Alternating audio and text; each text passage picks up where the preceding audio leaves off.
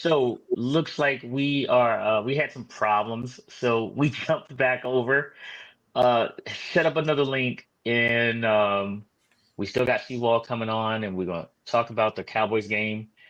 Give us we had to take a beat. We had a misstep somewhere along the lines, so we do apologize for that. Um, I should have gave but y'all my we blanket. are back. We needed a blanket. We didn't need no blankie. I should have gave y'all my blanket. It protected y'all from being. I think I think I think the blanket had a virus. We was hacked. We was hacked. It The would have the gave y'all blanket that warm No, we was hacked. We the was feeling. hacked. blanket had a virus Touch. and it's contagious, It'd have and been like that's a hug, why 100%. from grandma, a hug from mama. It'd have been make you feel all warm. My mama hugs don't feel like a virus. my skin itches. Boy, So I tell you, you need to so use some new lotion. That's what that is. I need some calamine lotion Yeah, with whatever work, your little girl. blanket with the star. okay, here Mm-mm. we That's go. Now we have the guest of honor in the building. I tried to join her live yesterday. Hello. Just ignored me. Hi. Oh, Access Look, denied out. Access we denied. have Could not we join. have on pink for Breast Cancer Awareness Month, right? very nice. And Al had to mess it up by wearing blue. If you last time you took that blanket out, the stream ended. Let's stop that now. I'm I thought telling he you. was a Packers fan. What is going on here? I'm not no Packers fan. I am a I was Cowboys fan Might as well be. who is to support the Steelers and the Buffalo Bills. But Mm. my heart and my home. Steelers and the Buffalo. What in the Well, you world? know that's because I have allegiance to confused. both of them. I have allegiance to both of them. If Mike Tomlin leaves the Steelers, I'm no longer a Steelers fan. If Sean McDermott leaves the Buffalo Bills, I'm no longer a Bills fan. I have allegiance to them. it's the Therefore, William and Mary ties. It's the we William and Mary we ties, are is what it good He, is. friends. he sound Okay. confused though. You know, Dan Quinn was at William and Mary too, right? Yeah. But So they were that's why I'm like, teammates. is- They were teammates of mine. And Dan Quinn was a coach of mine. And I could root for him if he didn't go for the enemy. When he was with the Cowboys, I was a full-fledged Dan Quinn fan. When he was with Atlanta Falcons, I was a full-fledged Dan Quinn fan. I So like you're Brian. admitting you're a hater. I like Brian Daboll. Such a He lie. was the tight ends coach at William Murray when I was there as well. I'm a support Nobody believe green that. and gold. This is your subliminal conscious telling you don't nobody believe that. it was something I was gonna say. You said I thought you were on my live. On my live, I can see a bunch of comments come through on the live. So I'm sure you were on there. I was on there yesterday. Yeah. You were on. I forgot the guy you was on with. It's Bowie TV's live, but Okay. but I couldn't be on there live. I was actually on there live, and I was waiting to go take care of something for work. And they called me in because I had to go let a truck in the gate. So I had to step off. So I did. I didn't want you to say nothing bad about me not here. So I was on there for about 15 minutes live, checking y'all out because I had a couple Ain't questions. nobody checking for you.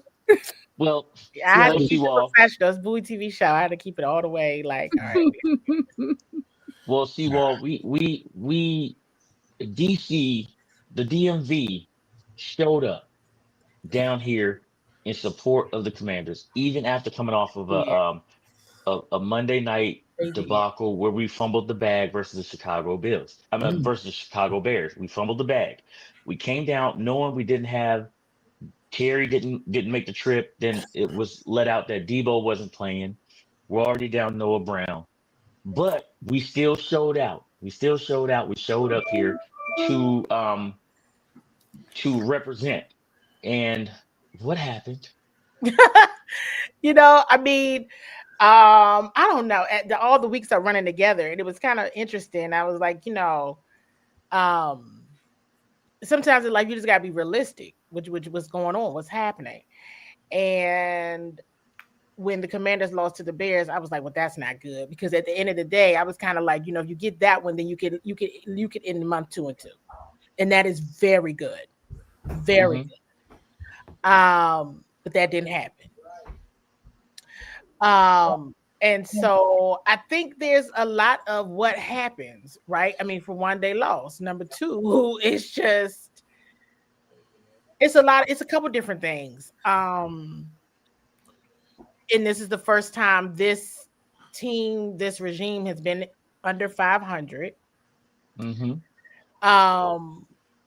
I know and absolutely hear and understand very clearly Coach Quinn when he says he's not going to blame injuries. It's not injuries. It's not injuries. It's not injuries.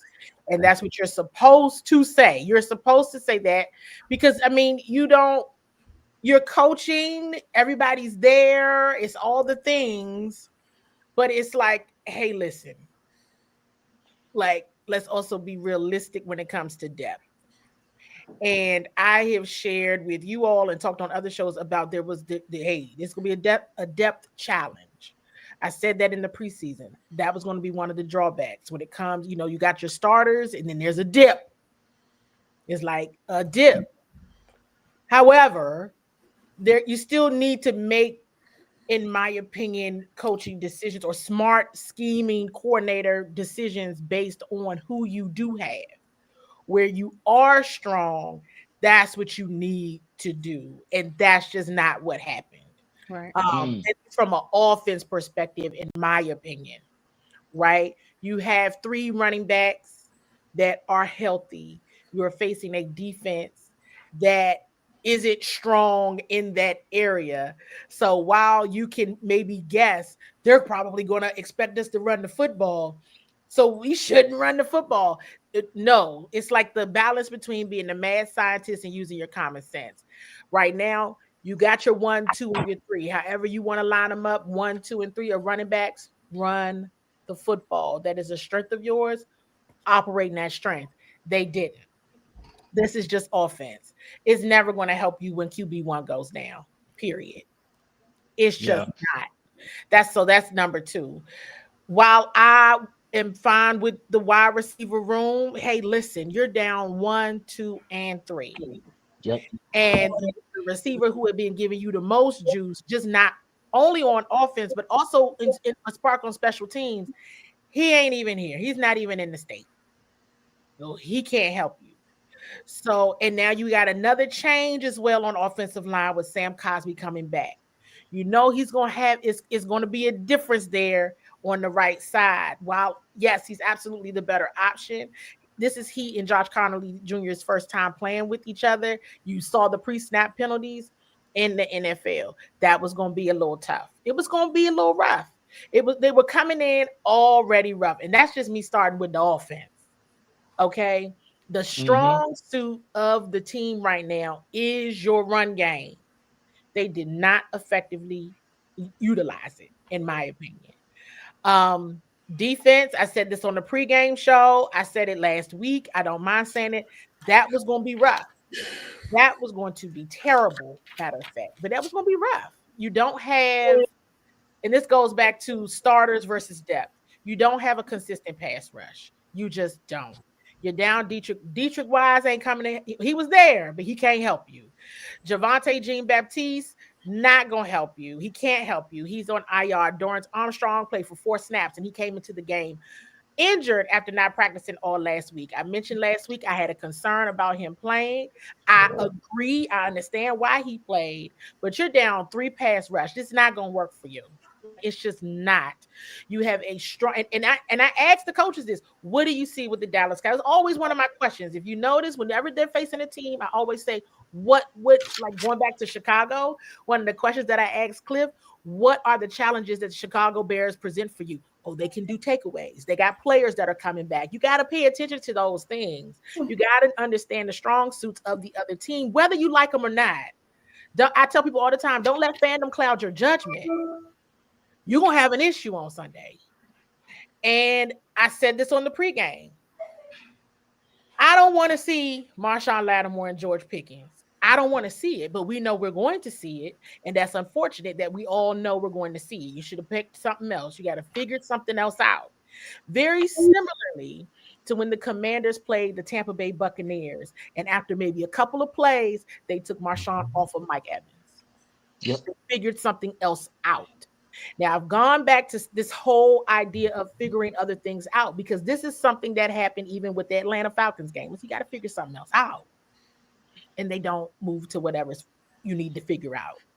It was going to be a long day. It was going to be a long day. And it was. And it was going to be a long day anyway. But when you also don't make adjustments to do where you are strong, And to try to make that work, it's going to be an even longer day because now everybody's getting desperate and they doing wild stuff.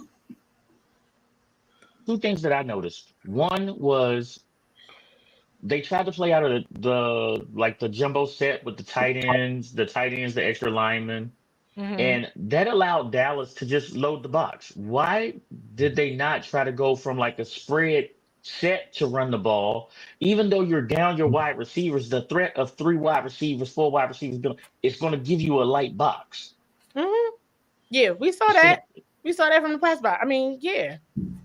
I mean, and Lake even tweeted about it. He posted about it. He was like, well, obviously they don't have any respect for the receivers out there. You know what I mean? So it's like you already see how they're doing and what they're doing, and why didn't you change that? They just didn't. one of the things that was great about Joe Gibbs is they made adjustments. They had adjustment plans coming in. They Well, did. well, here's the challenge. We've seen this team make adjustments. Like this is Right. like this right here, what's happening is new. We've seen them do things differently in game, in series, when it didn't work. We have. This isn't, we've seen sweat this, we've seen them do things that right now they're just not. And the challenge is, why aren't they? My Now, thing, I also want to say this, not to interrupt you. I also want to say we've also seen them fully healthy.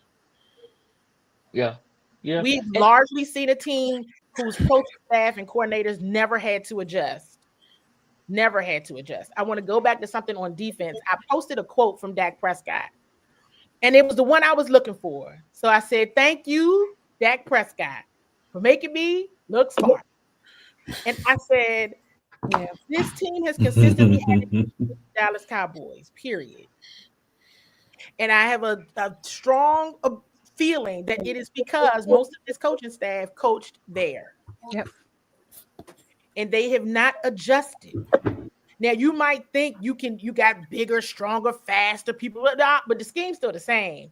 And they practiced against you. And exactly what Dak Prescott said in his quote was that he knew what to anticipate because these are people that he practiced. He said he didn't know the personnel. Right. Accurate. But he knows the staff. And he practiced against them every day for 3 or 4 years. Dak Prescott said it, I didn't. Yep. And I said, he said the golden thing, thank you, Dak Prescott. Because it was obvious. It was obvious to me last November at Northwest Stadium. They know what they're going to do. They know them. yeah, And Recognize tendencies. yeah, absolutely. It was easy. And one of the things that Coach Quinn, when I asked him about the Dallas Cowboys, that he mentioned about Dak was that one, and Dak is having a tremendous season. Remember, I told yes, y'all, I he said, is. Say that one more time. I couldn't hear you. oh yeah, Dak I'm a Dak Prescott advocate. I've met him several. I think he's amazing. Please help my other podcast. Oh, I mean, Padres. hey, listen, I've This been, is the best been- I've ever listen. seen Dak play. absolutely. He's healthy and he's happy. He's He has healthy 2 wide and he's receivers. intrinsically happy. He And hasn't had 2 wide receivers, but 2 games this year, Pick. Well, but even Look, still, he he has has- them, and Yeah, he does have them. he has them, and the running back is very good. They made a very good Devontae running back. Williams, I told you I was going to be the unsung hero. Yes, the offensive line as well. But these are all things that Coach Joe Witt Jr. and Dan Quinn mentioned to me in the press conference. And one thing he said about Dak is that what he has really noticed, he's having a career, he's just having a career high year, great things. He's anticipating very well this season. Tie this to what you saw. He's anticipating what you're going to do because he practiced against you for 3 or 4 years. You fell right into the. You fell So why right. not adjust? Right You into the trap. fell My right thing into is, the trap. yes, Lady A. That's my Why thing. not Is adjust? if you self scout, if you self scout yourself, then you know what your tendencies are. You got to throw some tendency breakers in there. You got to put some cover 0 in here. You got to heat Dak up. You got to do But things that I'm you gonna tell you run blitzes. You gotta be different. You You can make can't. tweaks. You can make tweaks to a game plan, but you can't just throw out the whole game plan. And what you're asking them to do, even making adjustments, even the adjustments are hard to make on the fly and after halftime. if you don't have the scheme in place to make those adjustments But, that need to So be you made. telling me but that that's in the that challenge, big book right? I'm with playbook, Kyle. It's the in scheme. It's the scheme. it, He's Scheme. familiar It's a with scheme problem. It's not a play calling problem. it's It's a scheme. the plays are it's 1,000 play. You can practice all the things. You don't even call that play that week. It's the playbook can be you can practice many things. It doesn't have to be a direct one-to-one. Dak right. is familiar with the scheme Scheme. That's what I'm Yes. saying. because of the staff, not because of the personnel, because Right. of the staff. You can change That's those the parts, problem. but like she's saying, the scheme is Yeah, the same. the What you scheme do is within that scheme is the yes, adjustment. But the right. scheme, he's not afraid of nothing y'all are going to throw at him because he's seen it all in That's it. practice and practice it all. So no matter how you change the pieces, the model is the same. Exactly. I understand. I understand the scheme is the same. But what I'm saying is you have to throw tendency breakers in there because he's expecting, okay, on like they know on third down, this is a look that we're looking for because we get this look 54% of the time on their third down plays, right? So you got to throw a Mhm, tendency breaker in there, right? mhm, So instead of giving them that 50 something percent of the time, maybe they get it 30% of the time, and the other 70% of the mhm, time you're breaking your tendencies with something different. mhm, A blitz off the corner, adding a delayed blitzer. You rushing five Yeah, and you got but a delayed blitzer. We that never saw any that of that. but pick, let me say that Candy can probably address this. That works good in Madden and Xbox. But yeah. when you're replacing those tendency breakers or those adjustments you're being made are with Marshawn Lattimore, Bobby Wagner, other backups that haven't been proven or whatever it may be, you can't implement what you're trying to do because they're at a deficiency. Like I said, I You're not taking. when you You all know, I picked didn't up say take. I didn't say take personnel out of the game. a I didn't personal say body that. I adjustment didn't. though, Pick. I didn't say. But I didn't say that. What I'm saying is, okay, Mhm. Marchand is terrified of getting beat deep, right? He's terrified. He was already up and bump and run, right? And the pass rush didn't get there because it was a four-man rush. If Okay. you add a fifth, if you add a sixth, Then he you don't open up a have time spot to and you throw open that up a ball. deficiency in that secondary that's already getting They, beaten down. Well, we that's we the act other like challenge. It becomes a Cat and when I mouse. said earlier, like let's go back to that example of Marshawn and I said I don't want to see it. That means you got to figure something out within your scheme. Do not put Marshawn over there. I don't know who you put, but figure it out because it doesn't matter. Whoever he's on, Dak gonna throw it over there. It so. You want to will. Yeah, know why? Because everybody throws it over there because Marshawn going to get a call. If you don't get nothing else, you're going to get a call. If the wide receiver, it's just that's just what it is. So you have to within the scheme. Now maybe switch some of your personnel. I don't know what because Mikey did have a few good plays on CD Lamb, but I'm talking about going back to Marshawn and George Pickens. When I said I know we're gonna see it, but I don't want to see it. Mhm. right. No, that's a mistake. No. So we was watching. Me and Shed, we was watching. I don't know if it was college football or the pros, right? And the announcer was a DB. The Mhm. announcer was a former DB. He had to be a pro. He was a pro doing college or whatever. I think it was he played with New Orleans. The gray hair Mhm. DB, and he said what they look for is called the fish. And what is a fish? A fish is a person that flops out of water right now, right? They don't look comfortable swimming, right? They out of water. That's Marshawn right now. He's the fish. Well, he And was guess the what? fish in that You game. I want to you be clear you because the find last him. two games you haven't heard him. Well, you haven't heard anybody say Marshawn Lattimore's name in the last two games. Why? Because he had a good game. It was reasonable what they were doing. You do, in my opinion, have to look at the personnel. That's where you talk about, maybe shifting some of the players within the scheme, but it's still the same. Putting Marshawn on Joe was a bad idea. Every The day. last two games, you have not heard his name at all. And that you haven't heard his name since Atlanta when he had to cover who? Drake London. The challenge is why is it more happening at when you're facing somebody like Dak Prescott. Your MO need to be get to the quarterback. Period. Because Heat him up. when he get off, because he's going to, because he's having that kind of season, you done. And I don't even know why anybody expected anything less. And I think that's my challenge. My challenge is, despite people's fandom, I always say, don't let fandom cloud your judgment. Dak Prescott in his bag right now. Okay? He is happy. Your MO need to be to get to the person with the power right now. And that was going to be Dak. You don't get to Dak, you're going to lose. They didn't get to Dak. You might have made him run for his life a few times in the second quarter. But, I mean, you didn't keep doing that, though. You didn't continue to do that, though, because we don't need to see Bobby Wagner or Frankie Louvu in coverage. No. They are best. We would like to see that at the line. Right.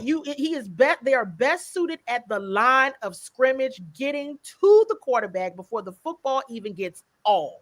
You either need to make him don't make him beat you in the sky, because some of those things also, I'm gonna go back to Marshawn and George Pickens, because I think some of that too is not, some of the gripes with Marshawn actually isn't, in my opinion, giving Dak his props. Some of those passes were damn good. Excuse me, I only cuss on TV and all this stuff, but they were good. I said, ooh, Dak. Wow. They were good. They were good. There's nothing he could do. What do you want him to do? Because as soon as he touch him, he getting a call. The first PI call was questionable. The first in the first quarter? The very first one. That was for sure questionable. I'm like, now, come on, y'all. Where was you in the bathroom when they made that call? Because he was mugging that man, girl. He was I thought they was dancing. I thought he was doing the boogie down with that man. At best. But once they did that, I said, Joe Witt need to make a change. Take Marshawn off of Pickens now. But where do you put him? You can't put him on CD. But I mean, you can't put him on CD, but you can figure something else out. Like, you can figure out another part of his role. I don't know what you do, but you take him off George Pickens. Pick something else. But you definitely see successful that way. This is the same guy. Forgive me for interrupting you. This is the same guy that I said Atlanta should have picked over Drake. It's just my personal opinion, because I watched George Pickens. in college. I watched it. The same guy that people harass and talk bad about at Pittsburgh. You guys do not realize what kind of gym you have. This guy just wants to win. He threw me the ball. I want a chance to win, which is what Pittsburgh was not doing. I don't know why, but that's all he wants. Now he's in Dallas. The number one wide receiver goes down. Who do you have to throw the ball to? George. I'm going to catch almost every ball you throw me, Pickens. The one game when he went 9 for 186, he had 2 passes he didn't catch.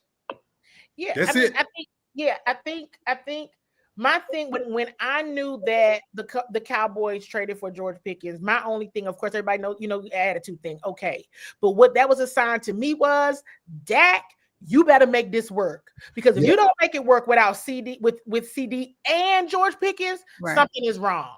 Because I agree with you there, said, because that was to help build success and give Dak what he needs to be in the offense, what they need to be successful, because they understood you might have, at the time, I don't think they knew Michael wasn't going to be there. Right. But that's powerful. Look at, if they had those pieces along with that offense, and it's difficult to talk to people about and give an analysis of this, because everybody thinks I'm gonna come on shows and talk trash about the opposing team. I'm not going to do that, because there needs to be respect for the other teams. Right. But you also need to put the team that I cover in a position to be successful. After that first PI, it's the same exact thing they did, or not exact thing. Let me say it. After Marshawn and Mike Evans got into a little thing in the wild card round, they didn't take Marshawn out of the game. They gave him another assignment. Okay. And that's what you do. You understand what? And this is when we get into the 1, the 2, and the 3. I don't care. Take him off Pickens, because he ain't gonna win nothing. It's done. Because if he touched him, he ended up getting another PI anyway. That's just how it is. He's an easy target. Marshawn, unfortunately, he's an easy target. I'm gonna keep saying it because I watch these teams play. You haven't heard, going back to the Drake London comment, you haven't heard Marshawn's name since Atlanta when he was covering Drake London. Why would you put him on George Pickens? Exactly. Not a good idea. And then you kept doing it. Now I'm not convinced. Now I'm like, okay, I don't know what's going on here because the MO needed to be the same MO from the divisional round. You want to know how you want to stop the Detroit's offense? Get Jared Goff. They should have been after Dak, and they were not. So we have a tall task coming up this Monday night because not only did the Kansas City Chiefs get Rashid Rice back, it seems like that team got healthier, and they are full go right now. Absolutely, they in trouble. So where's Marshawn going to be? He Hollywood?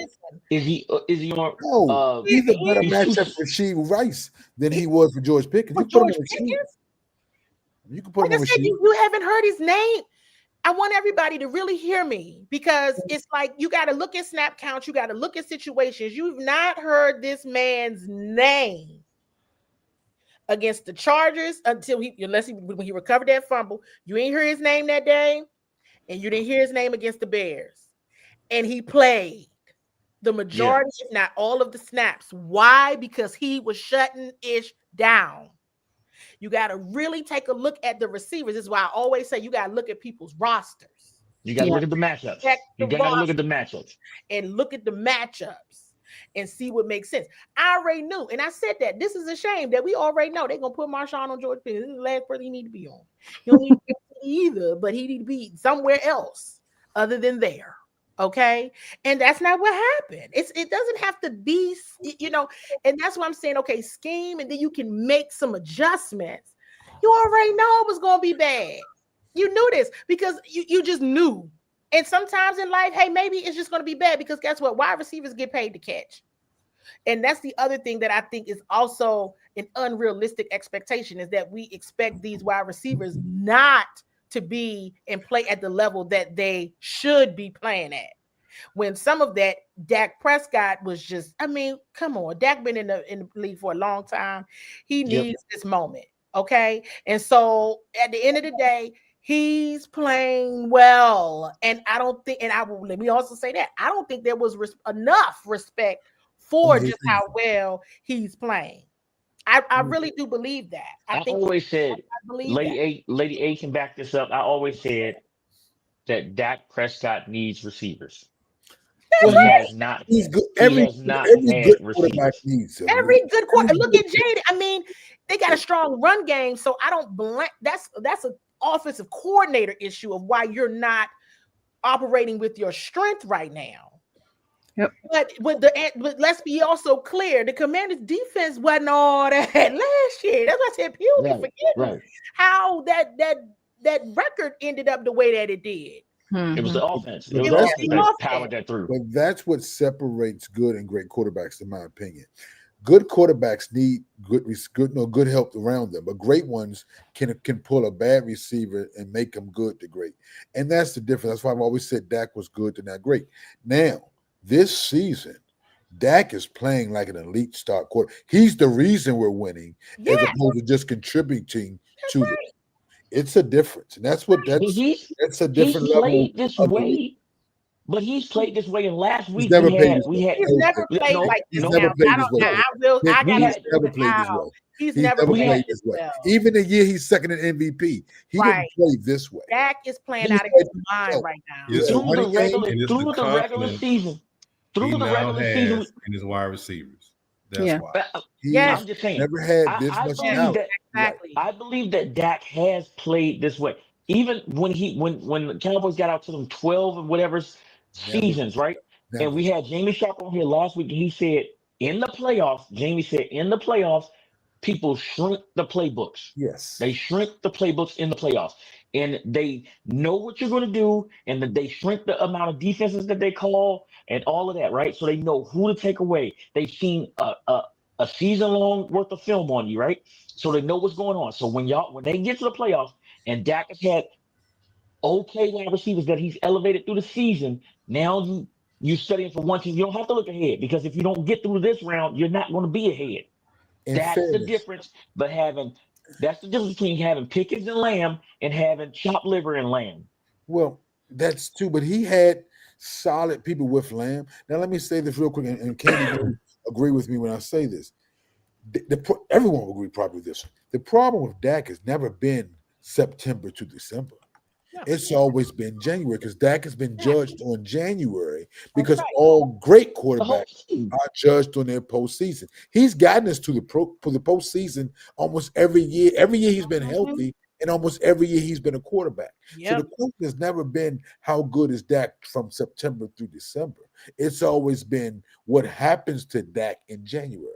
We still have to wait and see what that is this year. But when I say this September through December, he's noticeably a better quarterback, more command of the offense, more command, more weapons around him. Yes, but the way he's throwing, he hasn't thrown an interception. He hasn't thrown an interception this year. That's through 7 games. That's through a third of the season. That's not the Dak we've been seeing. Al, you're answering my question. You're answering my question. You answered the statement I just said. He has confidence in his wide receiver. Absolutely. He threw a bad ball to George Pickens. George Pickens went with one hand and pulled that ball in. That's a confidence he has now. I can throw a bad ball. He will do what he's supposed to do to catch it and go with it. Now you have CeeDee Lamb coming back, who he got confidence in CeeDee Lamb. Not just one person now, 2 people. Who are you going to double? But he knows that. To what you're saying, Sid, he knows you can't double both of them. When you're throwing to George Pickens and CeeDee Lamb in single coverage, a 50-50 ball, it doesn't exist. It becomes a 70-30. It's a 70-30 ball in your favor both ways. Yeah, that's 2 big wide receivers. That's 2 big wide receivers. Yeah. Absolutely. I mean, it's just, I don't think, I said this could be a bad day. And you couple in the fact that it was homecoming weekend. It was so many Cowboys legends that any NFL fan would have freaked out seeing. And the stage was set. They weren't losing that game.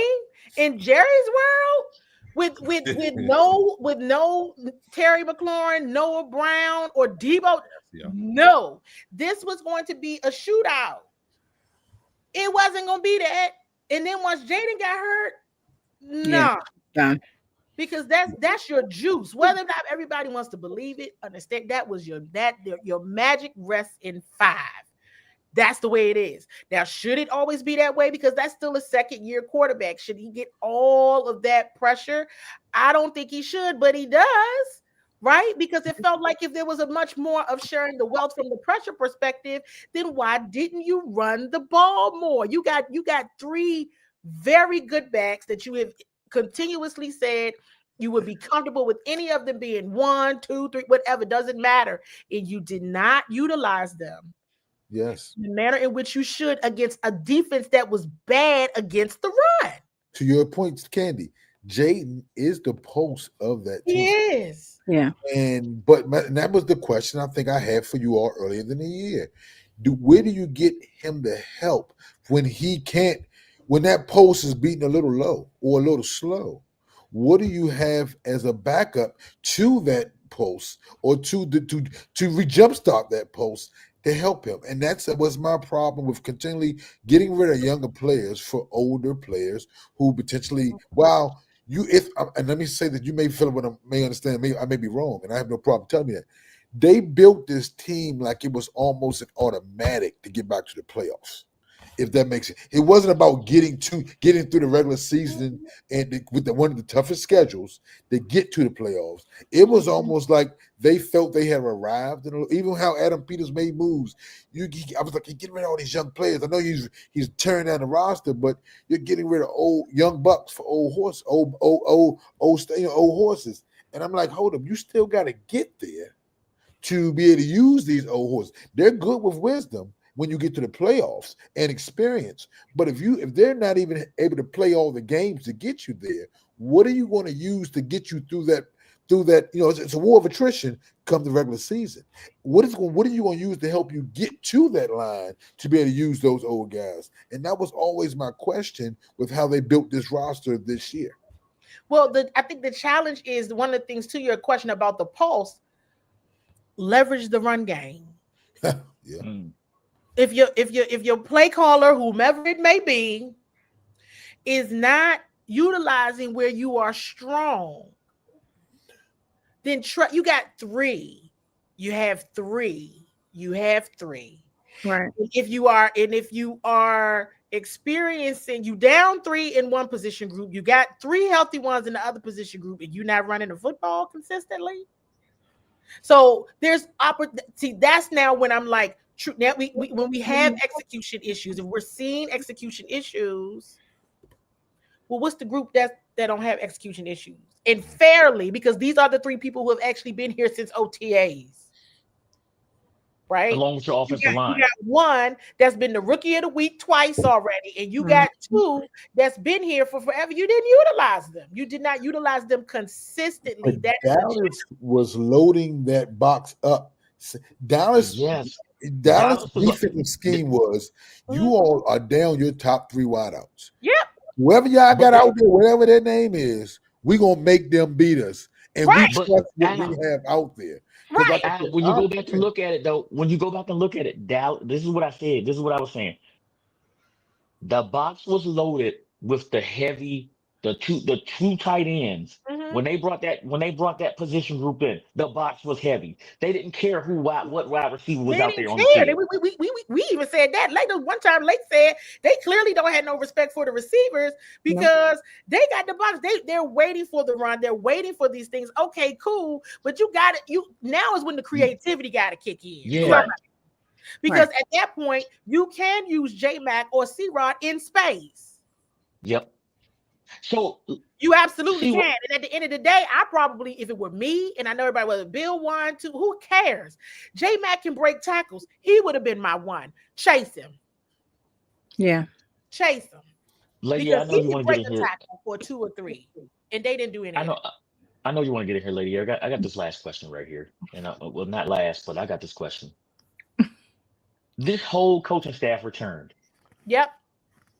And earlier during the season, we was like, hey, Cliff is probably his last year. He's gonna be gone.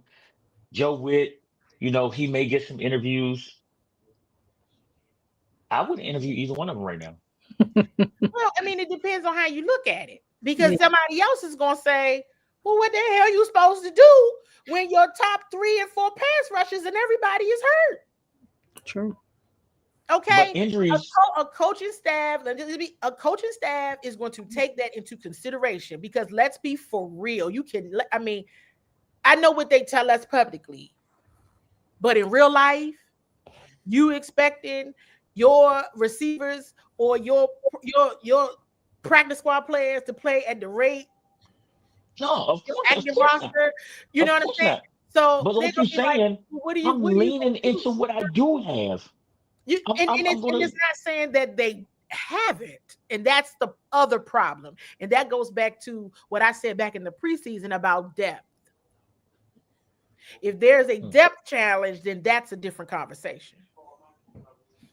Yeah, that's a different conversation. And that was the question I asked you all preseason. CWall, we talked about the drop off that we were seeing in performance and play in the preseason. Yeah. I kept saying, what is this? Doesn't look good. Yeah, y'all weren't playing your starters, but the starters you were playing that was supposed to be your backups, the effort and the performance did not match. It was there in the preseason. It was a drop off.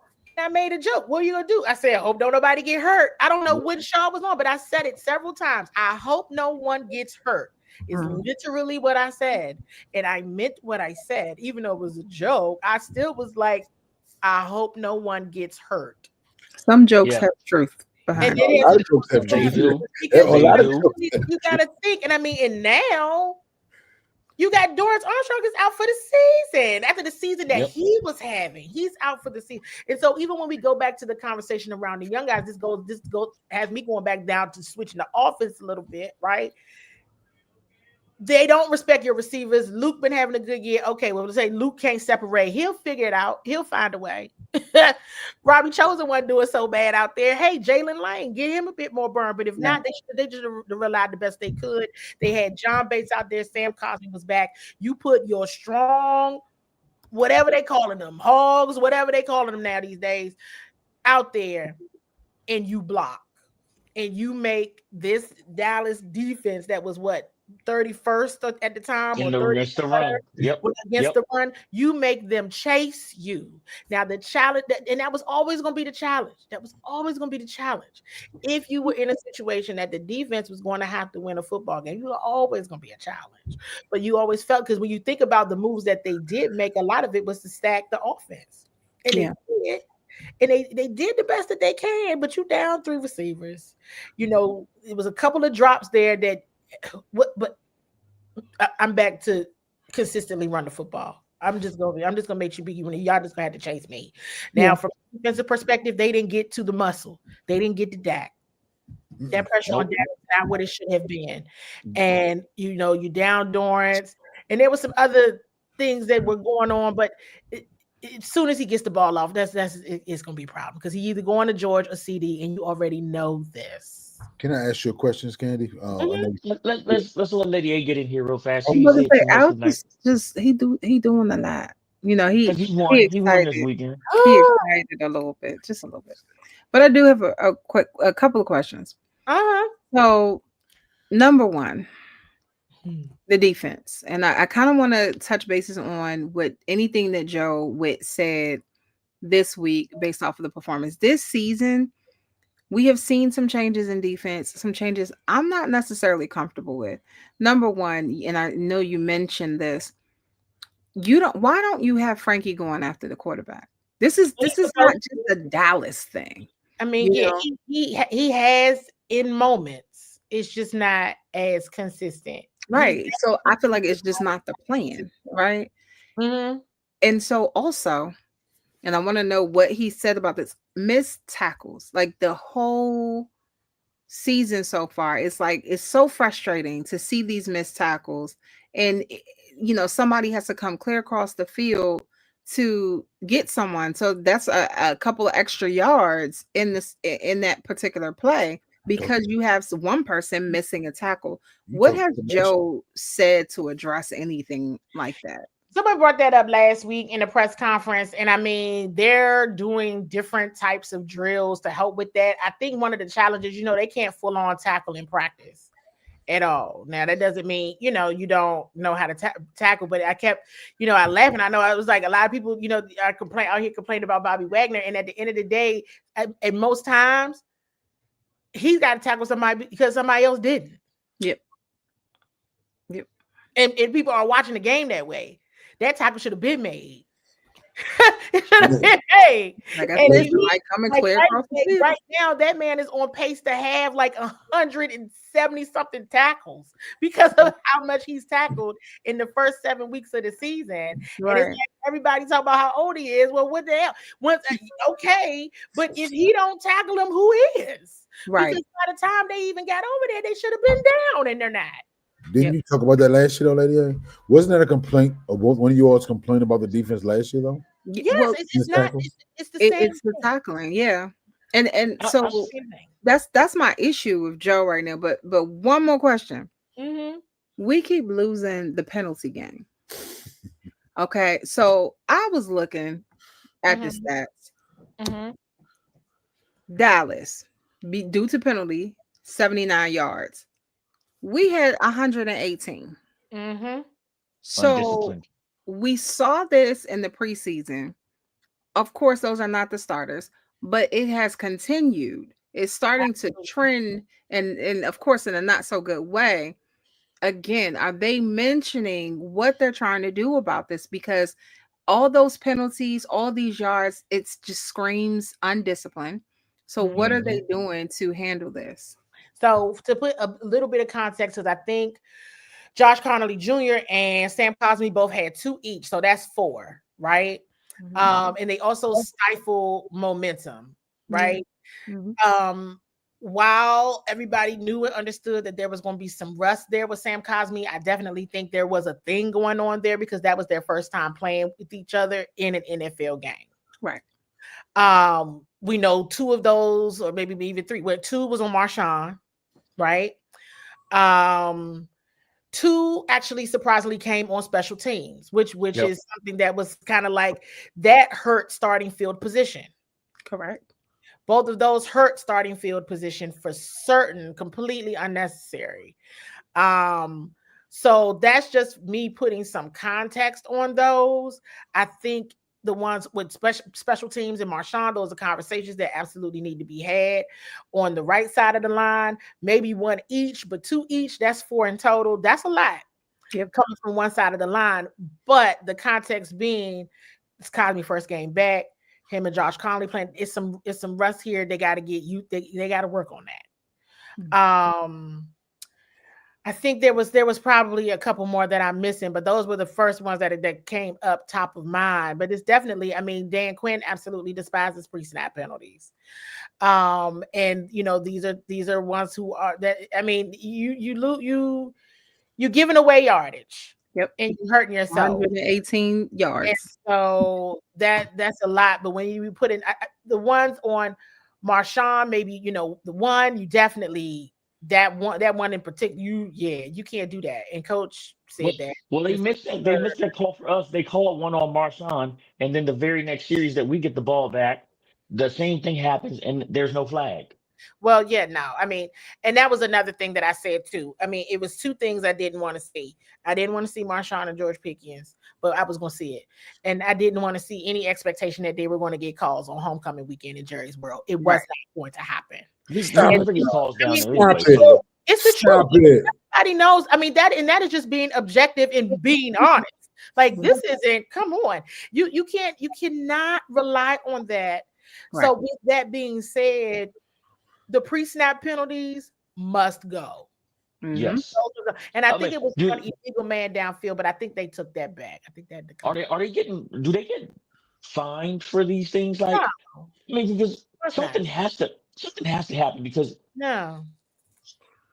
And maybe one day, you know, Northwest Stadium and Commander Stadium can grow to that level of respect. But you mean when they get the RFK? No, I'm talking about the players. I'm talking about the players.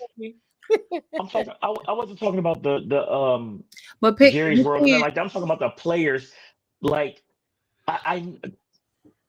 okay, there's things that you can do to discipline players that continue to have, you know, mental lapses, right? 1, sit them down, get them off the field. Mm-hmm. Like I remember London Fletcher saying that somebody was on the field. I think it was Chris Baker. He had Chris Baker on the field, and Chris Baker didn't do what he was supposed to do, and London told him get off the field. I mean, and looked at the sideline and told the coaches, "Give me somebody out here I can trust." And Chris was off the field until London Fletcher said, "Bring him back." I mean, I don't know if Dan Quinn is going to go like that because that's not even like Dan Quinn's style. I don't even think he would want one of his players to do something like that, to be honest with you, based on what I know of Coach Quinn.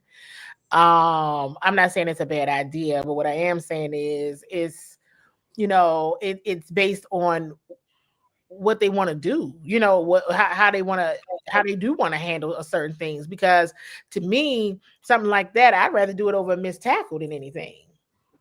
Okay, I feel you. You know what I'm saying? Like, yeah. I mean, you're already down in a depth perspective, but you know, some of this when it's hurting the team, like I was really surprised. The ones on Cosmi, I was not surprised by. Then I kind of looked at it too with Josh Conley. I'm like, all right, that right side, they got to tighten up. They not playing. They got to tighten up. I was really surprised with the special teams ones. Mm-hmm. Yeah. Because I think Jordan McGee had one. He had one of them, and they hurt the starting field position. They really did. Yeah, that's the problem. And when you're down in this way, due to injuries, just personnel, you cannot mess up a drive off the break by, you know, messing up starting field position where you start. One of your colleagues, I think it was Ben Standing, it may have been Ben Standing or Nikki Javala, stated that the Commanders will have, or they should have, Debo and Terry back. I think Al was sort of alluding to this, and you, in a way, Jaden is that guy that makes it grow or that makes this team go. But can you see that they are missing Terry McLaurin, like his energy and his passion for the game? Well, Terry been there all summer, so. Let me say, can I say something? Mm-hmm. Because let me not say something. Can I say something? Miss I want Deep. your opinion. I want your opinion on this. CWall. I think we've talked about this. Mm-hmm. It's a conspiracy theory. Mm-hmm. Was this injury? I'm still looking for what exactly happened to Terry to get him He's injured. hurt. I know he's hurt, but was this part of the reason why Terry was pushing so hard for that contract? Well, And if there was an injury that was not maybe not disclosed as much as it really was one, and here's he's what pushing I'll for his say. money because he knew he couldn't get that money if he came to camp and showed that he wasn't 100%. Here's what I'll say. I was the only one that believed that the pup was real. Okay. I was the only one that believed the pup was real, and that is because of stuff from last season that I was fully aware of. Okay. Where I was like, oh, they're doing him a solid. Da, da, da, da, da. I'm like, the pup is real. I think the pup is real. No, they're doing it to help him out. Da, da, da, da. Okay. I think it's real, everybody. Is that why Adam didn't want to pay him? All of a sudden it was gone, but I think that was due to, comments by Cliff Kingsbury, who was like, time on task. I need my people. I need my unit so that we can effectively do this. Okay. All right. Okay. I thought it was real. I believed it. I thought I took it very literally. And they said they did it so he wouldn't continue to get defined, which was smart and definitely doing him a solid. But I thought that everybody was playing hardball, and I felt like they were playing hardball because they did know about an injury. They did know something wasn't all the way right. They were like, "We're not paying you when we know that you got this situation and that situation." Right. You turning 30 or 30, whichever one it is. Don't even remember when his birthday was. September. It was September. So I thought it was real. I was like, everybody's playing hardball here. Now Cliff feels some type of way. He done came out with public comments. Let's just try to get done with this. But I thought it was part of their because you got this injury or you got this is that, and I'm not going to do it. And that was what I thought. I was the only one who thought that. They were like, no, he's not hurt. This is them doing us out. Okay. I think people just didn't want him to be hurt. That's what it was. Well, listen, that season last year was long. And everybody was like, let's just keep it a buck. After the season, what did we hear about? We heard about Quan having to have all types of shoulder surgeries, which could be some of what we're seeing now, right? We didn't hear about his injuries and his surgeries later. We heard about Ben Simmons' injuries and his situation later. I know Tyler Owens, which could be some of the things with him. You've seen him not really on defense since the first part of the season. That's another topic, but you see him on special teams, and he hasn't really been the same. This time on IR, Jordan seems to be doing all right, but listen, them dudes was hurt. There was a lot of injuries, and they were just plowing through the season and doing what they needed to do, and they were plowing through. And I'm telling you, I was the only one on the beat that thought that the injury was real, and that was something that they were using as their MO to be like, nope, not giving it to you because it's such and such and such and such. We try to put you out there, but because they're a very secretive organization. Yeah. So very secretive, and everybody's very private, which I appreciate. I really appreciate. But what's interesting is all those leaks about his deal ain't getting out like this injury situation now, is it? No. They're not leaking all of that. So let's be clear. Okay. I was the only one that thought that, Al. And even if it was a conspiracy theory, I was the only one that was like, nah, they using that for leverage. Man, I'm still trying to find a play he really got hurt on. Because even when he showed up, I know I saw it. What I mean is for this long. for no TD, the no TD, the no touchdown, the touchdown, no touchdown play, which then it went from a quad to a hip flexor. Now, from where I was sitting in the press box, I literally said, we all kind of, he was like, oh, Terry's open, Terry moment. He catches the football. I see him do his thing, but I instantly said, oh my God, I think Terry's hurt. Because I think he just went into his natural speed instinct. Yeah. And it ain't there. It wasn't there. It ain't there. It ain't there. Because even I was looking at it, even for him to dive like that, in my mind, I said, Terry's much faster than that. Now, I've had other people tell me, Terry's not even all that fast. That is the fact. Oh, no. He's fast. Terry is really fast. Terry can roll. He can get on skates when he wants to. And when he caught it and I saw it when it kicked in. I could see him through the helmet. I'm like, I saw it when it kicked in, but he tried to move, and no, that ain't there no more. That ain't there. And I think that's part of that time on task or whatever else was going on. So, and then it turned from a quad to a hip flexor. Oh my goodness. So let's hope that we have him. Well, then somebody better come. Somebody go get Debo a heel. Go get Terry a new quad. I don't know. Man, y'all in trouble. Let me say this. How serious is Jaden's hamstring? Well, they probably not telling y'all much either.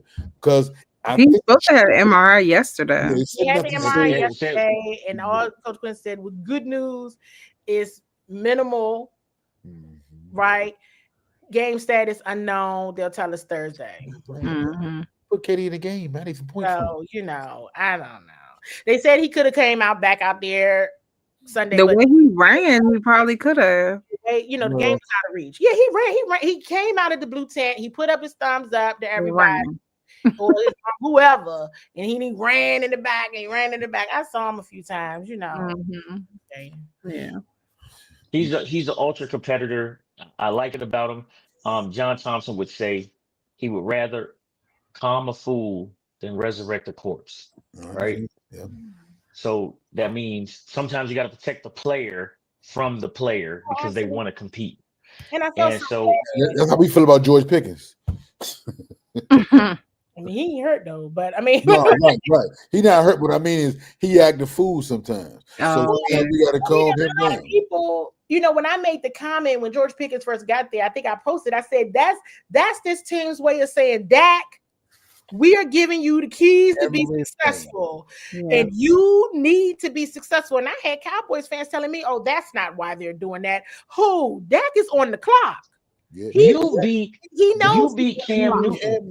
Let me ask you. You beat Cam Newton saying that. CWall. Cam Newton said, Dak, this is the organization's way of saying, get rid of the ball. You got two wide receivers, and if you don't throw that ball to George, he's gonna crash out. Why would anybody think that wasn't the case? And I had Cowboys say, "Oh no, that's not what that means. Dak is going to be the franchise quarterback for a long time." Look, people getting sick of Dak. Dak got to do exactly what he's doing right now, and he needs to go far. Right. Okay, I know everybody would hate it, except for Cowboys fans if they did, but I'm going to keep it. You know me.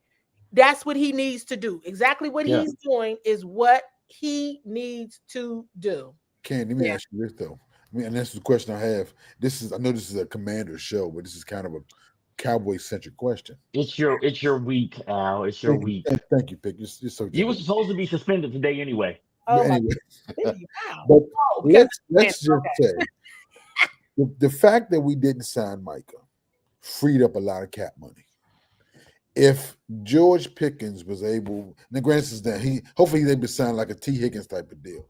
But my question is more to this, and this because it's a tough situation for me because I hate Jerry, but I love my Cowboys. And if this goes the right way, Jerry's going to end up looking a lot smarter. He's going to look like a genius. Because guess what? That trade deadline's coming around. Brian Daboll starting Jackson Dart is going to look like a genius. You got to hate it. That trade deadline's around. We got plenty of draft capital and things people want. We got an offense that's flying, and we can make a move like for Miles Garrett, who Cleveland might listen to us about. Well, no, but that's what Max Crosby, the Raiders had to go and sit him down because I was like, oh, please, no, don't do it. If we're able to make Jerry's going to look like a genius. Yeah, he is. I was like, does anybody have Tom Brady's number? I try to avoid Tom Brady when I see him, but somebody call him and tell him, don't you send Max down there, whatever you do. Because that's going to be the move he makes. Because Jerry said if we're in the mix, no, don't. He's willing to spend, and we have the draft capital, and that's a guy who's already signed and the Raiders will be looking to unload. And he's a locker room guy and a guy we can get behind. And me tell you, I'm going, and I don't know what to do with this. I don't know what you tell me what I should do with this because I'm like, I love it, but I hate that Jerry's going to be right because I can't stand Jerry. But that's just on another topic. But you see what I'm saying, and I should be saying what I'm saying, right? That this is the potentially Max Crosby's, Myles Garrett, one of these guys who's going to end up being a better fit for us than Micah for a better price. Now that doesn't mean because we all know another team that is in the shop that needs a defensive end. And that is the Washington Commanders. Yeah. So do we have the room? I don't even know what could happen at this point. I'm back along for the ride because I say, hey, listen, all it takes for me is to get me to half season. Listen, I don't. Is it sunny outside or is it raining? Tell me the truth. I see rain and you tell me it's sunny. Right. I'm back to. We just gonna all be happy to be here. And that's what I said to my media colleagues. Remember when we were all just happy to be here? We didn't know what they was gonna bring, and nor did we care. We just had a job to do, and we were gonna eat this good macaroni and cheese that Jerry Jones got in here for us to have, and his little fried apple turnover things, and we're gonna enjoy ourselves. And now we in here tight. Tight, like nobody know what to think or say. We just all get quiet when it started looking real bad.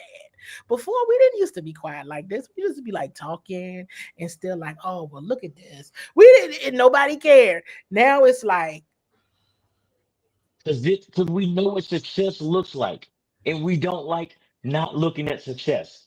Yeah. But we got a bad couple of days. I'm back to being the person everybody can talk to when they lose. Now they don't want to talk to me either. Good. I don't want to talk to you. I don't talk to you. Tell me about Monday then. Girl. Tell me about Monday. Tell me about Monday. How y'all feel about Monday? Listen, I'm about to tell you, CWall. This is what's going on Monday. There's this place called Q39 in Kansas City. Q39, some real good food. Okay, some really good food. Q39 in Kansas City. Really good barbecue. So find you somewhere good to eat. Because come Monday night, you and we will be at the mercy of Chiefs Kingdom. Oh, are you attending? Are you going? I am. Yes. Oh, yes. Okay, cool. All right, I didn't know that. You had to tell me. When you get there and everything. Monday night, I don't know why I do this to myself. I do a lot of like travel, like in and out, and it's just I'm so exhausted, and I would have gotten there a lot earlier on Saturday to alleviate some of that, but the planes, the travels, the rains.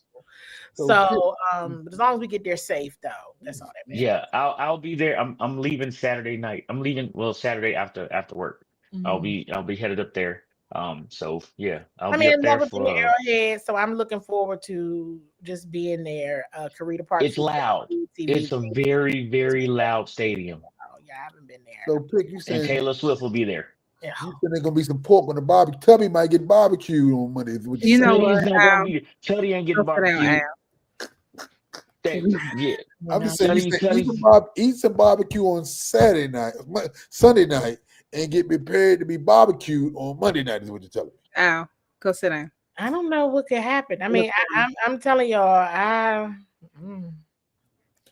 Listen, the way that they played this week versus the Raiders, I was about to write the NFL and ask, how was it that the Chiefs get a practice Sunday when everybody else had to play a game?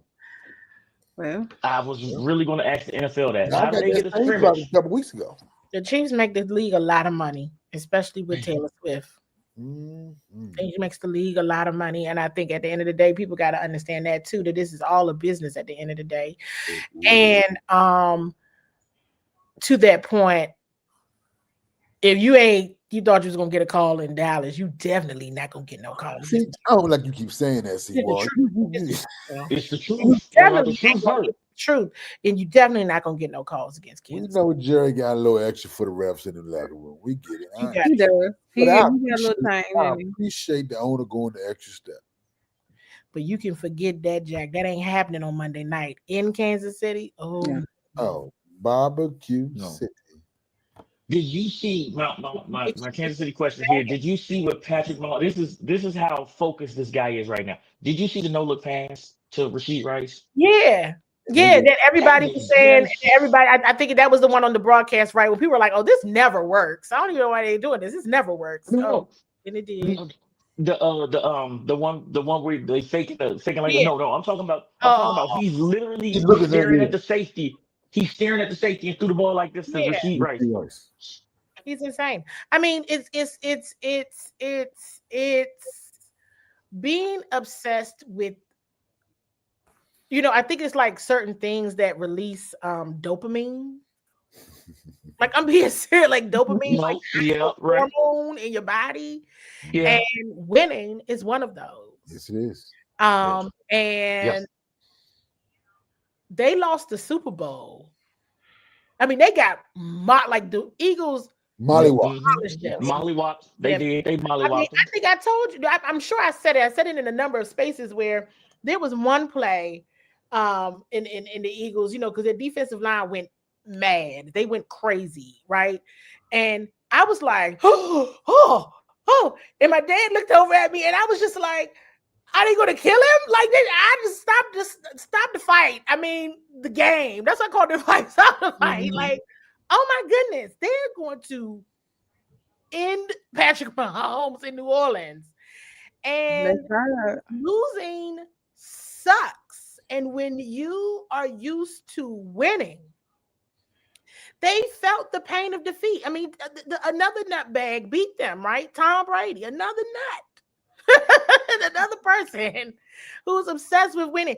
It is a mind shift where it's different. It's different. And now myself having been in spaces where I've had the blessing and the honor to talk to people who are Super Bowl champions.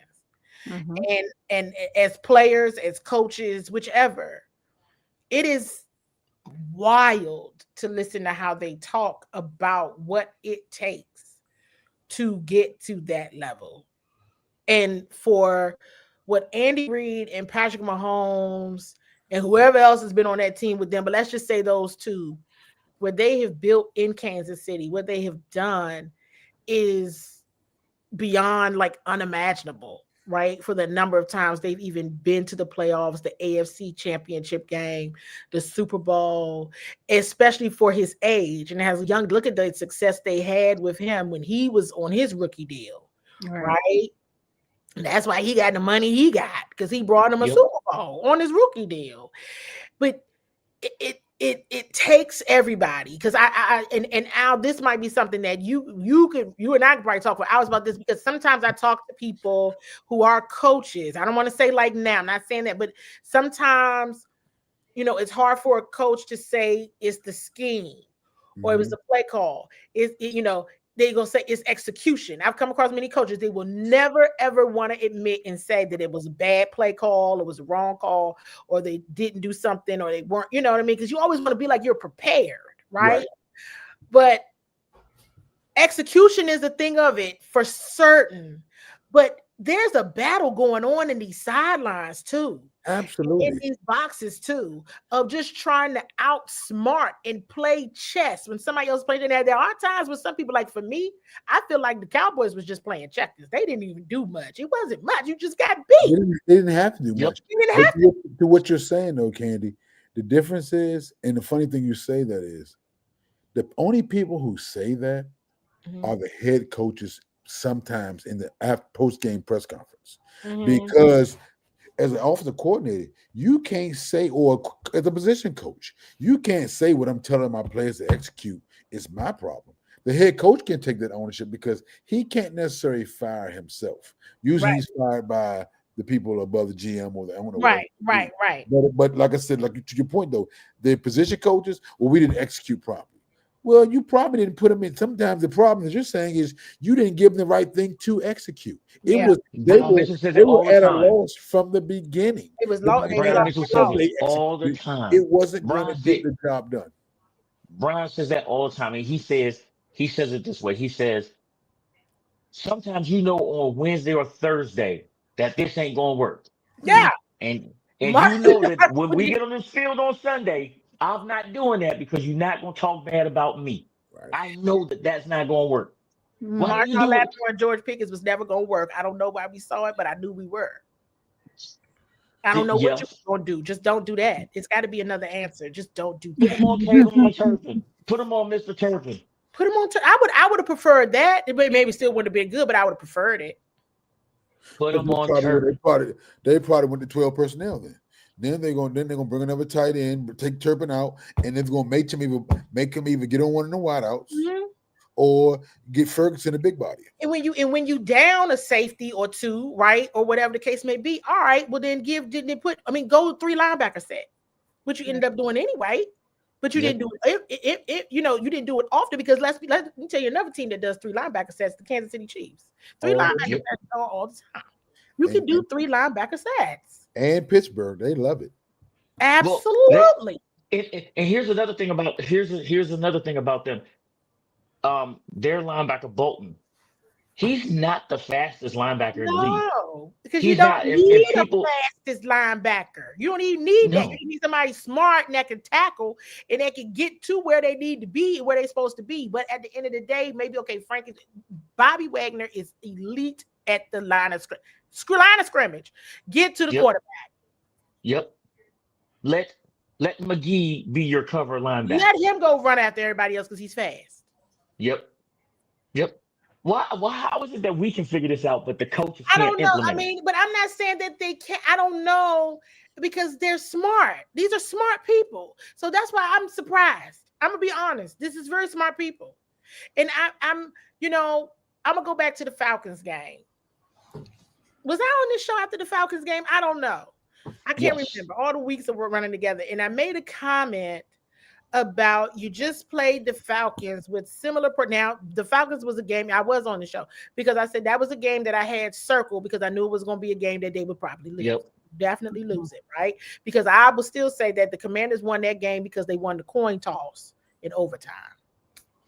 Because the defense was going to get back that day. But so if you end up losing the time management, the clock battle, then that's probably not going to be a good day for you. However, there was just some things that were happening on defense that day that I was just flat out surprised to see. And it wasn't like that in December. I know you got different personnel, but they don't in terms of their weapons, right? So it was just bizarre and surprising. And it was a few things that I saw that day. Now with the Cowboys, because I'm used to it now. Now with the Cowboys, I wasn't surprised by what I saw. I just didn't want to see that. I wanted to see something else. And a lot of the reason why I wanted to see something else is because of Dak Prescott. My last question, before we let you go, and we're thankful for your time. Absolutely. Thanks for having me. I believe we have a better secondary than we did last year. Right? We had Benjamin St. Juste and a couple of other people. My question is, what changes can be made to make them feel the strength that they have, to play better? Who? Like secondary? The secondary, the corners. Do we got to switch up some corners? Do we got to switch up some safeties? Do we have to have somebody come back or take Quan out of communication position? Right? What is it that we got to do to get the 2 safeties, the corners, or 3 corners and 1 safety? The defensive line need to get to the quarterback. At the end of the day, the battle is won and lost at the line of scrimmage. Yep. Always. Always. I can't even buy into what we need to do to get it. I'm gonna tell you why I can't buy into it, because everybody has short memories. We ain't even heard Marshawn Lattimore name since Atlanta. And everybody went into the game. You knew he was gonna lose a battle against George Pickens. See, you can't be surprised by things that it's not a surprise when you already know. Right. Okay. All right. It can be. It cannot be a surprise when you already know. My surprise is, why isn't Dak on the ground? Yeah. That's my surprise. Like, that's my surprise. My surprise is, what is Javon Kinlaw and Deron Payne doing on the sideline right now? And ain't neither one of them hurt. That's my surprise. That's the age I was telling y'all about. You know what I mean? raved about Kinlaw. Raved about Kinlaw. It's a reason. But he's still been a player that Coach Witt raves about every week. Yeah. So why He's isn't having a good season too. The game that Deron Payne was having, like, the snap count was outrageous to me. When I looked at the snap count, I'm like, I knew they were. I was be looking at the sideline like, well, what are they doing on the sideline right now? Mm-hmm. That's a personnel switch out, and I'm not real certain as to why, unless you were just really jacking things up. But it still didn't make sense. If these are your best performers right now, and you know Dak Prescott is hot, the only way you're gonna beat him is he can't get the play done. That's it. So why are your goons not out there regularly? Exactly. That was my question to you, Candy. I got the snap counts, and it doesn't make sense. I'm gonna tell you the truth. I'm like, because I would see it. So it's, for me, it's not what has to be done for the secondary and all that to be better. Like, it's some of these wide receivers are good, man. Very good. They're very, very good. And it's not like, with the exception of Tucker Kraft, who's a tight end with the Green Bay Packers. Yep. It's not like they've lost battles against wide receivers that aren't good. These receivers have been great. Yes. They've been great. And the day that I thought was going to be really bad for them with the Chargers ended up not being. Yeah. They turned it around. But what happened there as well? The offense did better time of possession. They scored touchdowns. They got a takeaway on defense. The defense wasn't on the field as much. You want to success this right here is successful when the offense is. Yep. Period. They have to win the time of possession battles. Absolutely. When they get down into the red zone, they need to be scoring touchdowns. The times where the Commanders defense did hold, right? They still got to put points on the board. You still got to get the points up. But going back to the points of the secondary, I mean, okay, Drake London, absolutely. George Pickens, CD Lamb. It's not like these are people we never heard of. These people are good. They're great. But also consideration to whether it's Trey, get on these people. Mikey had a couple good plays against CD. But this is still CD. You're not gonna play CD. You're not gonna go a whole game without CD catching a football. Or just, you know what I mean? And then of course, there was a pick six by Marcus. God bless him. I felt so bad. I saw it when it was happening. I said, "Oh, the sun is coming through the roof." That thing right towards me. Yep. Marcus thinks J Mac is open, and J Mac is not open. But let me say something to you, scheme wise, about scheme and personnel. CWall on that big long play to CD Lamb. And the right before the half. Safety, right, with the safety and the quarterback running. They ran into each other. Darnell said that was actually Darnell Savage's assignment. Okay. Well, I probably shouldn't tell. But it just looked like they were totally out of place. But they because it was Darnell's assignment. Darnell missed his assignment, and then so yes, that's why it looked so confusing. But by that time, you know what I mean. Darnell went. He didn't go to his right spot. Okay. And then now here come Quan and Marshawn. Boom! Now y'all bumped into each other. What is everybody doing? This looks like a comedy of errors. And it absolutely did. So it absolutely did. But a missed assignment still shouldn't have created that level of havoc, but it did. So that's a challenge.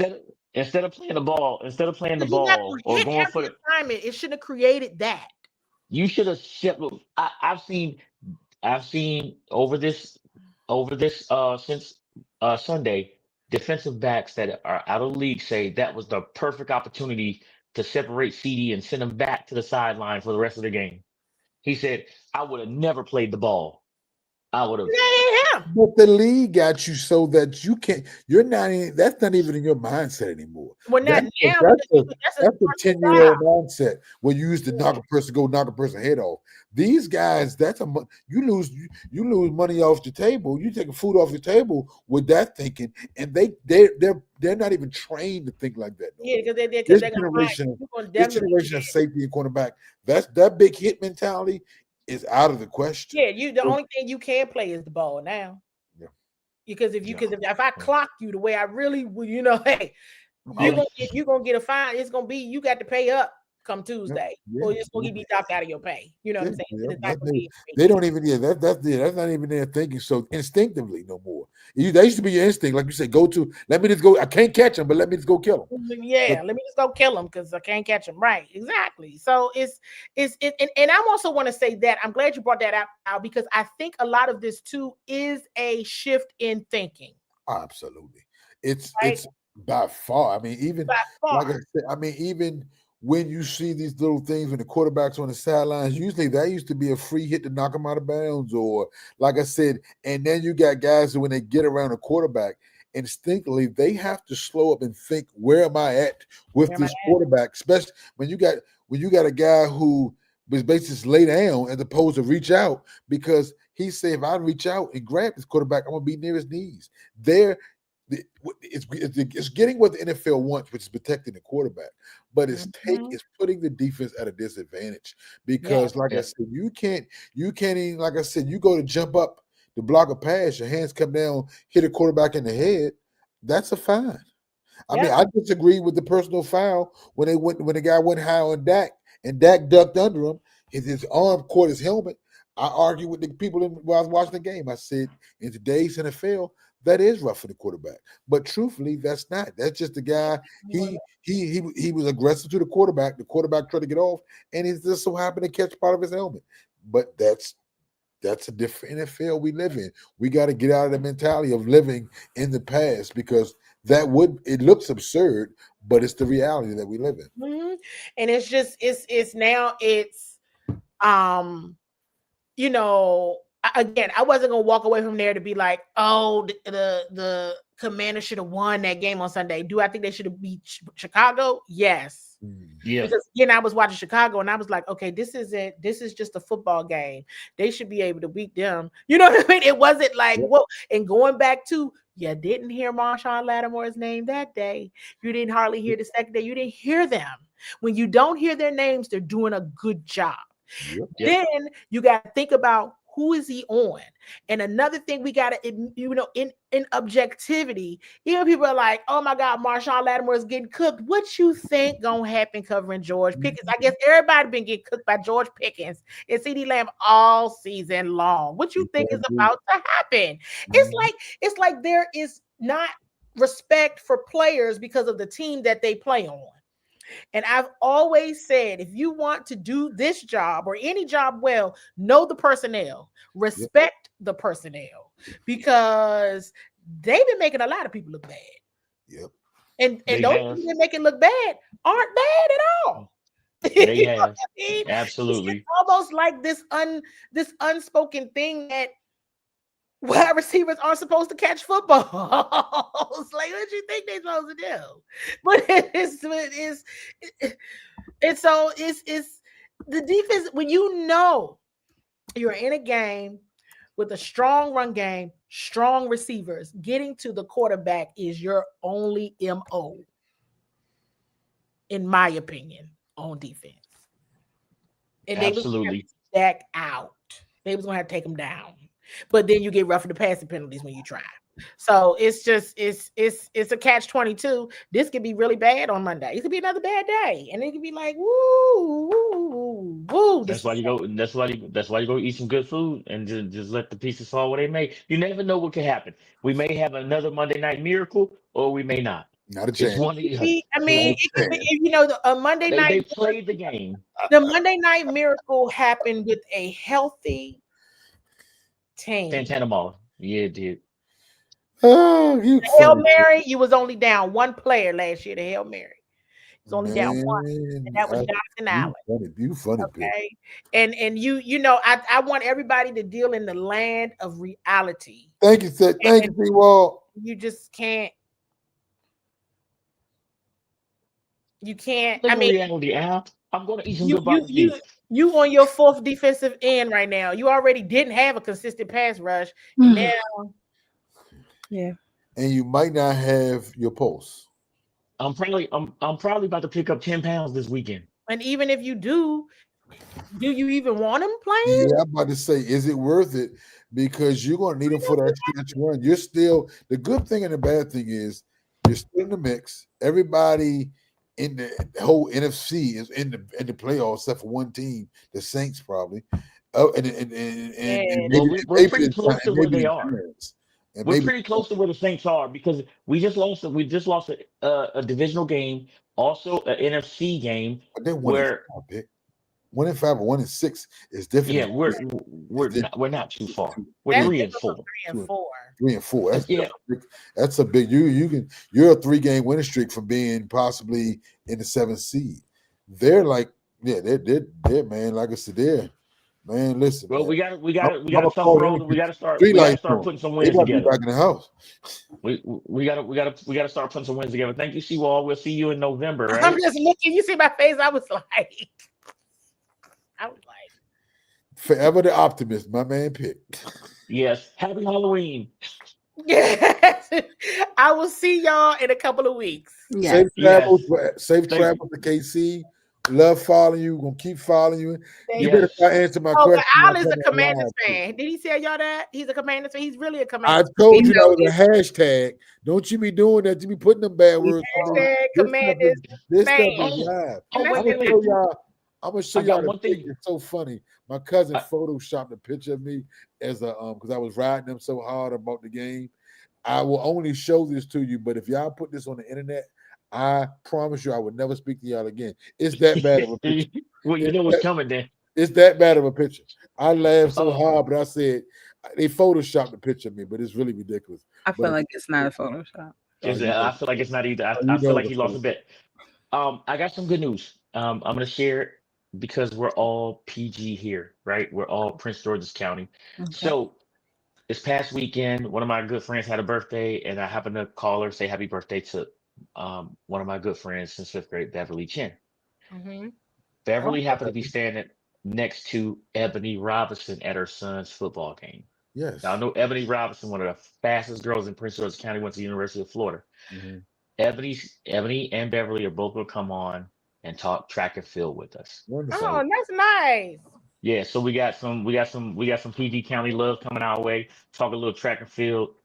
So yes, so we'll have some of the fastest PG County people in the house.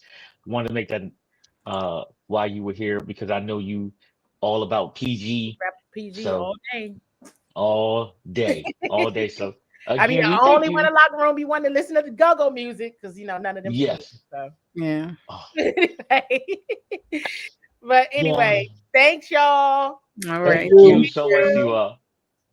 That was CWall. Make sure y'all check her out on Bowie TV. She has great content for you. Follow her social medias. Candy Waller, Every Which Way, Bowie TV, Every Which Way, of course. All right, listen. We had some technical difficulties earlier, so we know you guys may or may not be with us, but we are still going to do what we do. All right. And the next thing we have to do is, Al, you got to force him to talk about. I do. I always have a foursome, baby. It's about to be a mess. It's going to be a whole mess. Let's see how many Cowboys is on here. All of. It is the thing. See, y'all don't give me credit for my unbiasedness. It'd have been very easy to put the whole Cowboy squad, Deron Bland, the whole mob together because of the wonderful defensive effort that we did. I could have put, Dak, CD, George, it could have been 4 Cowboys on here. But instead, you put the whole defensive line. Got it. Understood. We'll talk about it, man. We'll talk about it. Okay, well, hold on. Let's get this introduction done then. Well, y'all know what comedy is. It's a whole comedy of errors. Someone's going to steal a credit card or two, and take some players out to highlight, to highlight their excellence in their field of athletics. So, with that being said, Al's here to present his foursome. Al, it's all yours, man. Good evening, everyone. This is so good to be with you all. This segment is, like I said, it's soon to be. We're just going to use Lady A's credit card and Pick's credit card one more time. I cut it off. You don't need to be sponsored because we got the American Express. The American Express charge card. We ain't got no limit on that. So we're gonna put this on there before Lady A finds out and before she's able to be there.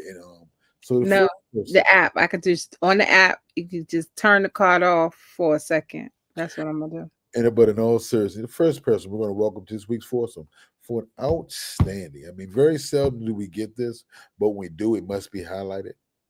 The first person I'm going to welcome to the foursome, man, because he's been playing. He's under scrutiny, but all he does is win. Jalen Hurts, man. I don't know what to say. 19, almost as many touchdowns as incompletions. 19 for 23, 326 yards, and he needed every bit of it. A perfect passer rate. Not often do we get to say that of 158.3. A division foe, once again proving that it's going to be hard to win the NFC East if he's playing this way. Still doesn't have a running game, but everybody keeps saying the man can't pass the ball. All he does is have 2 wide receivers go for over 100 yards. A perfect pass rate. So Jalen Hurts, hey man, I believe in you, man. I've said you're the best quarterback in the NFC East. Hands down, Dak may be playing like the best, but until that crown is taken or someone dethrones you as the Super Bowl MVP, and you're playing like this, hey man, all I can tell you is congratulations. Come on down to the foursome. Lady A will be at the bar with the drinks. She's taking care of the first round. My next guy, man, like I said, Pick said it earlier. I think he said something in regards he rather call him a food and resurrect a corpse. Well, guess what? Somebody's resurrected Joe Flacco. Because this man, I think he's about 62. Man, all he did was put on a show. So Joe Flacco, you're my next welcome, man. You hurt me on Thursday. You hurt me on Thursday against my Pittsburgh Steelers and Mike Tomlin. But game recognized game, my man. 31 of 47, 342, and 3 tutties. Hey man. And while you out there, go ahead and bring Jamar Chase with you. Because anytime you get 16 grabs, man, like I said, 16 candles, 16 grabs, whatever it is, it's a whole lot for 161 yards. And they targeted you, I think, 23 times. And they knew you was coming. But I guess they said you had more than half the catches, half the completions for Joe Flacco. So, man, you tired. You deserve a rest. Pick will be at the other bar. You go ahead and just tell them everything's on Pick's account, and we're good. Yeah. Hey, listen, if you catch 16 of them, I'm paying. You deserve something, don't you? You deserve something. 16 of them? I mean, that's a lot. He tore me up in fantasy, too. So that's a whole nother story. Now, I'm a little partial right here because I do want to recognize my Cowboy defense. But I wanted to bring the whole defense, but this is a foursome. I told you. So if I can't bring the whole defense, I'll bring none. Because DeRon Bland, you should have got a call. We're going to talk about this later. But I saw his performance last night of a very special person, Jahmyr Gibbs. I'll tell y'all. It's a phrase, if we're even, I'm leaving. And he made that, he showed me what that truly means. Because there was some guys that wasn't even, but still he ended up leaving. So what I gotta say is 16 carries, 161 yards and a tutty. I am the governor of unbiasedness. And I show y'all this every week. Don't listen to Lady A and pick about I'm a little biased and I'm a little. I look for the best performances because I watch all the games. So I need Jalen Hurts, the corpse Joe Flacco, Jahmyr Gibbs, and Jamar Chase. Man, you are my Owls foursome for the week. Man, what course we're playing at this week? I think we're gonna go ahead over to a Bethesda pick. We're gonna go That's to a a good real. course. He said the putt That's putt. a good course. He That's a going good to the course. putt putt. He going to the That's putt. a good course. Russia, the blue course. No, Come on up, man. Everything is on Lady A and No. Pink credit card. They're gonna spend That's a it. good course. That's a good course. Listen, Al, I honestly have to say, your foursome, right? You got a quarterback, you got a backup quarterback, you got a running back and a wide receiver. That's a good start for a football team right there. That's a It good is. start. It is. Like I wanted the defensive guy. I wanted my defense, but like I said, I'm not gonna give Brian credit for getting the pick six against the backup. So that's kind of I'm the governor. Well, I'm gonna tell I'm you, the CWall did governor. hit on it. CWall did hit on it because right as that sun started to set, the Commanders was going into the perfect direction towards that glass, right? That And, happens and often for and our I said to opposing myself, teams. I said, oh, this ain't good. I said it. I was like, I was looking, I was scanning the field. I said, he's not open. I said, he's not open. I'm gonna tell you, It's I a feel go. like Jerry moves the glass a little bit when when the opposing team is in a certain place, so that just move it a little I bit so kept they can looking for just get it Jerry's going. box. I kept looking for Jerry's box so I could give him the finger so he could give it back to me and get another sign. Oh, Mm. okay. I was trying to find it. Oh my I God! was You like, trying to where's get Jerry's the man? box at? You just trying to go Right the now? man.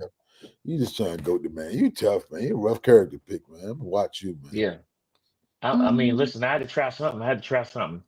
That was Al's foursome.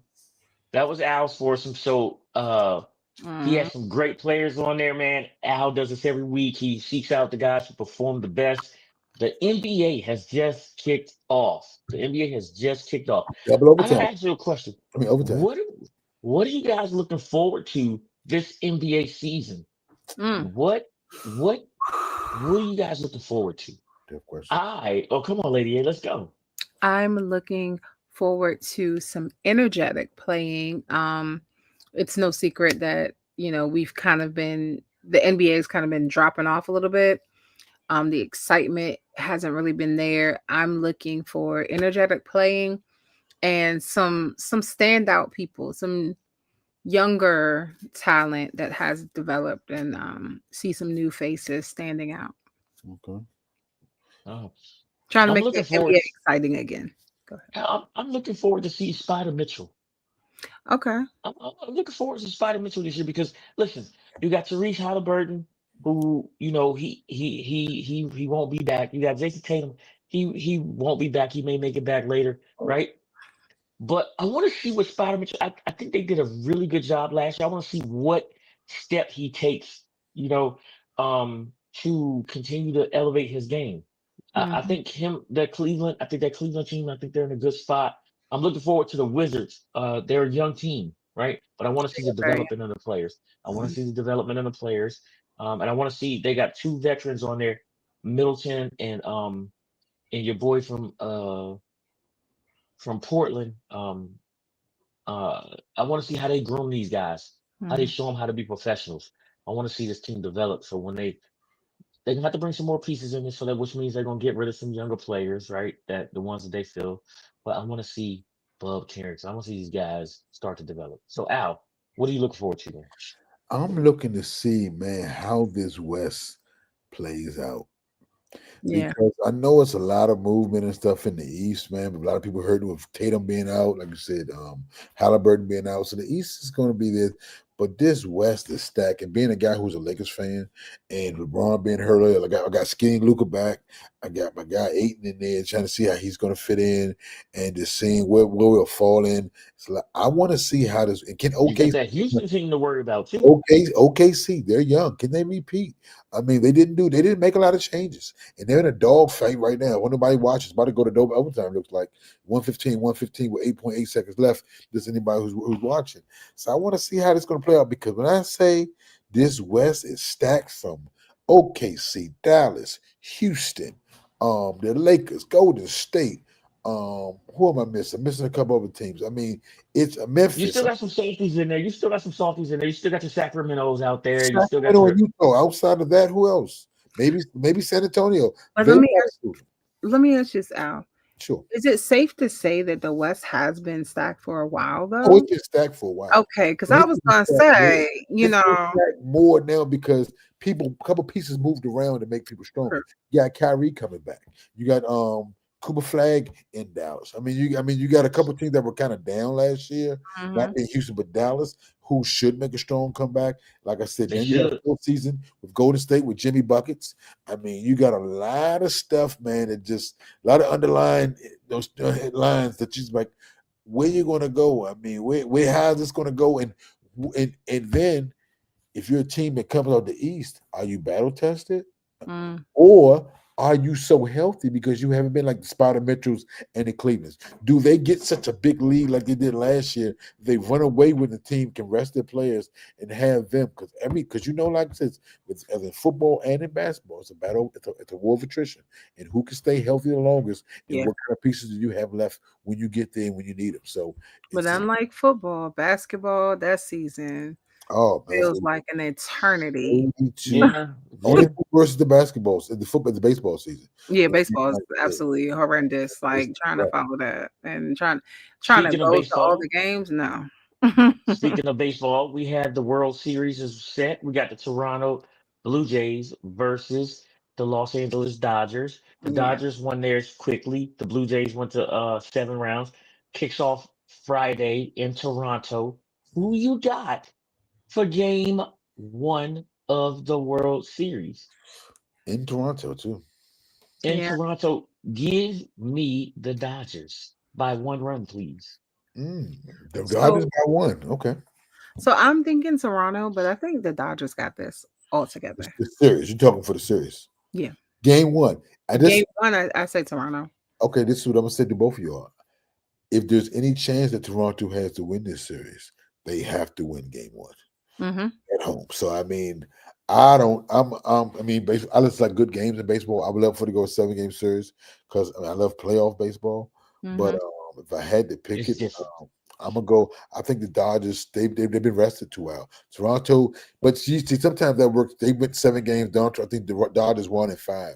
Mm-hmm. Sometimes Four, in baseball, four. They won four. 4, so they When swept in Yeah. them. baseball, with baseball is days off aren't always a good thing in baseball, especially Right. in the playoffs, because they get used to playing every day because of how their normal season goes. So Yeah. a lot of times, I like Toronto too in this first game because they haven't had as many games off, and I think the Dodgers will have been off for a whole week. And Yeah. Shohei is not, even though he was great the last game, he's not the Shohei we've been seeing for the last couple of years in this postseason. So Yeah. Got it.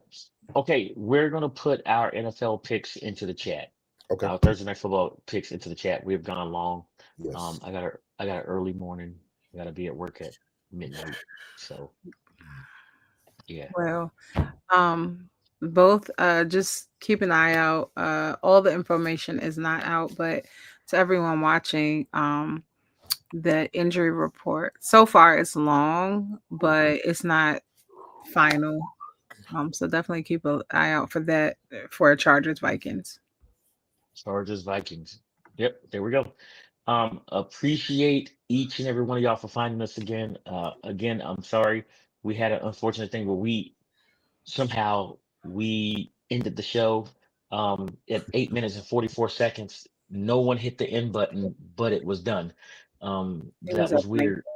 It was weird for us too. Yeah. So we will be back on Saturday. I will be absolutely driving. I'll be driving. So yeah, we'll have a game. We'll have our picks, and I'll get mine in there. I'll get mine in there because I'll be driving. You better have. Stacy, Hey, I'll get in Al, there. we're not ready to end the show yet.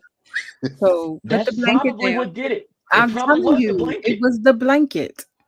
I wanted to make my background as pretty as yours. Ugh, that's not cute. Oh, I told you that's not the best. It's not the best All right, graphic. Al. Okay, Al, come on, man, take us out.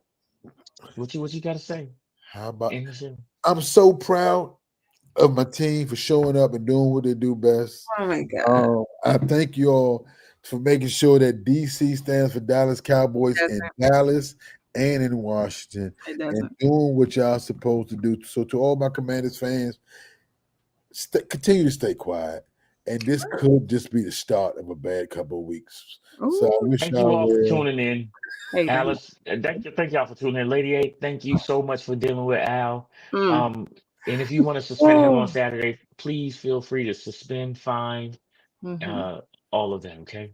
the mic See will you all. be muted. See you all Saturday. Thank you. Thanks, Al. It's wartime. How about him? This what you signed up for. This what we worked hard for. You for. Y'all the first string. Y'all gotta go set the tone now. Hey, let's go. Lace 'em up. It's the first string podcast show. Hey, let's go. They spitting facts on the first string podcast show. Hey, let's go. Let's go. Let's go. Let's go. Let's go. Hey, let's go. Cause it's time for the first string podcast show. Hey, let's go. Lace 'em up. It's the first string podcast show. Hey, let's go. They spitting facts on the first string podcast show. Imagine talking sports, having fun with the fam. At a starting lineup, first string is what you have. An entertaining stream with the Pro Bowl cash. When the viewers chime in, they gon' answer what you ask. Representing for the Queens, yeah, we got Lady A. A super knowledgeable woman who can break down any play. Say it from the South, so he read GA. The Falcons, the Bulldogs, the whole Peach State. Drunk Uncle Al, only way you can describe him. Every time he crack the mic, you know he gon' be wildin'. Last but not least, it's my man Toothpick. Commanders is a squad and he the captain of the ship. So if you feel the vibe, go ahead and tune in. Like, subscribe, recommend to a friend. Nah, for real, like, subscribe, and recommend it